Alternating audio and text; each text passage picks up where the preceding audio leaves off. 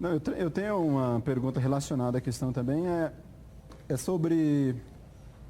Eu vi que existe um texto que eu vejo, o povo judeu estava cativo na Babilônia. E na Babilônia nós tivemos profetas e dentre eles nós tivemos o profeta Ezequiel. E ele viveu em um texto que o pessoal judeu, ele acompanhou, ele profetizou. E lá, quando nós chegamos no capítulo 18 do livro do profeta Ezequiel, ele desarraiga essa questão, ele está num contexto totalmente idólatra, um contexto que babilônico eu vejo como um contexto maligno ou satanista, porque quando nós lemos sobre a Babilônia a gente não encontra coisa boa. No Apocalipse então, misericórdia. E Ezequiel, ele estava naquele lugar e quando ele chega no capítulo 18, ele, em consonância, que eu diria, com o próprio Jeremias que veio antes dele, ele vai falar que o povo judeu estava dizendo, os nossos pais comeram uvas verdes, e os dentes dos filhos é que se embotaram. E Ezequiel ali, ele vai dizer, não, vocês estão totalmente errados. A alma que pecar é essa que vai morrer. Então, se isso ali para mim também, quando eu analiso o capítulo 18 de Ezequiel, a pergunta que eu faço é, o que Ezequiel estava querendo dizer que a alma que pecaria é essa que morreria? Como fica esse ponto? Não, é isso mesmo, né? Havia esse ditado, nossos pais comeram uvas verdes, nossos dentes se embotaram ou ficaram mais Variados, grossos, né? E aí, em Ezequiel 18, em Jeremias já, né? Em Jeremias acho que 23, diz, nunca mais se ouvirá esse ditado em Israel. Em Ezequiel 18, ele argumenta, inclusive, dizendo, se um pai cometer isso, mas o filho não cometer essas coisas, ele se salvará. Agora, se um pai agir corretamente, fizer isso, e um filho fizer coisas erradas, ele morrerá. E aí a conclusão é essa, né? A alma que pecar, essa viverá. Ou morrerá, no caso. Sim, a alma que pecar, essa morrerá. Mostrando ali que a responsabilidade é totalmente individual, né? Esse é um bom texto para quebrar aquela ideia muito em voga no passado de maldição hereditária, né? Que até no vídeo foi mostrado, até de questões físicas, né? Eu estava lendo um desses livros e um dos defensores da maldição hereditária, ele atribui maldição hereditária até para problemas de vista.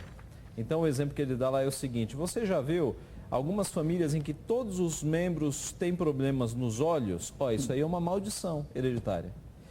E aí eu fiquei pensando que meu pai era careca, eu sou careca, né? De repente eu estou numa maldição. Provavelmente esse líder nunca ouviu falar em genética, né? Exatamente. É uma maldição, não é uma maldição, né? É uma herança genética. Eu vou fazer uma pergunta. Meu pai era cabeludo, meus irmãos são cabeludos e eu sou careca. E agora? E os seus filhos?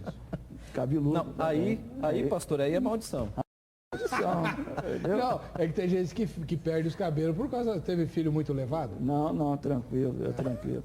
Mas outra coisa também, pastor Heber, muitas coisas que se aplicam no Antigo Testamento, não podemos aplicar hoje no Novo Testamento. É verdade.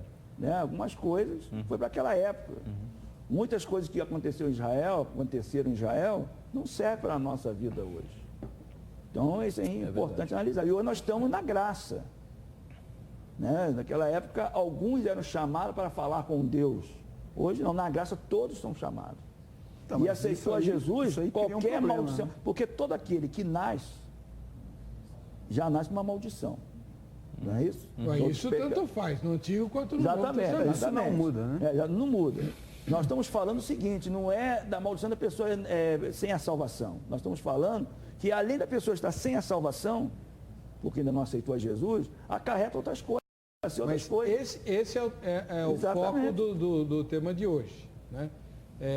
Além de já ser um pecador normal, comum, ele ainda traz para si outras coisas, outras maldições que o pai chamou para si, a família chamou para si. Mas o problema que eu vejo é que parece que se a gente for pensar dessa forma, a maldição do pecado é como se a gente estivesse amenizando ela, como se o pecado já não fosse uma maldição grande. Não, já é uma maldição. Não, mas nesse sentido parece que o pecado não é tão problema. O problema é se eu nascer numa família satanista. Que tipo de maldição nós estamos falando? esses satanistas acarretam para si assassinatos, suicídios, loucura, Então, mas peraí. porque De onde vêm essas maldições? da onde vem? De onde vem? É Deus que amaldiçoa ou é o A diabo? pessoa ou que chama para si, Deus não amaldiçoa ninguém. A pessoa que chama para si esse tipo de maldições. Entendeu? Então a pessoa consagra ao diabo, começa a fazer pacto com o diabo. Ah, então tem que matar uma pessoa. Eu quero uma vida, você entendeu? Aí vive nisso. Aí daqui a pouco, e isso acarretando dentro de casa, filhos problemáticos, levando até a loucura. Isso acontece, o diabo aproveita, porque dá legalidade ao diabo.